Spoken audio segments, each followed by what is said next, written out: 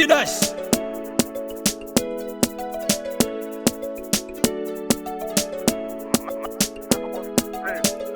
Zawakaita suwa zakanditsimba wakandisiya inini ndine bundo kundisiya ndeka ndiri pamawane mumoyo mangu aufe wakabuda mumoyo mangu aufe wakabuda chinzvimbo chako chiri mumoyo mangu uchadzokerini mudiwa wangu mumoyo mangu aufe wakabuda chinzvimbo chako chiri mumoyo mangu uchadzokerini mudiwa wangu mumoyo mangu aufe wakabuda chinzvimbo chako chiri mumoyo mangu Baby ndaikuda ende tainzanana suwa taidanana taivimbisana kuti ticharorana uye tichatorana zauya sei sekundisiya wandisiya ndega ndiri pamawane mumoyo mangu inini mune bundo zuva nezuva kugara nchikufunga zuva nezuva kugara chindishusha mumoyo mangu aufe wakabuda chinzvimbo chako chiri mumoyo mangu uchadzokarini mudiwa wangu mumoyo mangu aufe wakabuda chinzvimbo chako chiri mumoyo mangu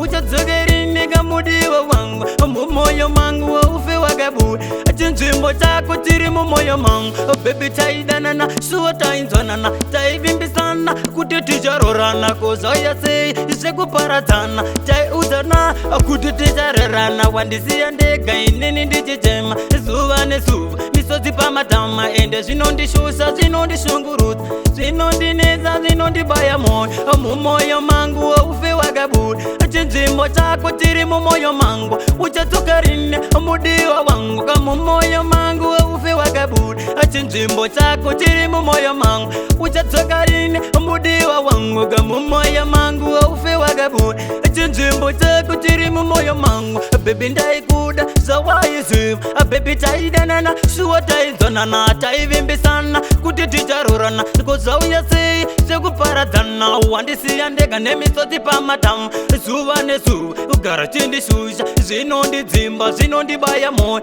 nondisungurudza mudiwa wangu kamumoyo mangu aufe wakabuda chinzvimbo chako chiri mumoyo mangu uchadzokerini mudiwa wangu kamumoyo mangu aufe wakabuda chinzvimbo chako chiri mumoyo mangu uchadzokarini mudiwa wangu kamumoyo mangu aufe wakabuda chinzvimbo chako chiri mumoyo mangu Baby taidanana suwa tainzwanana taivimbisana kuti ticharorana kozauya sei sekuparadzana wandisiya ndega nini ndichichema zuva nezuva misodzi pamatama kwamatoza karoti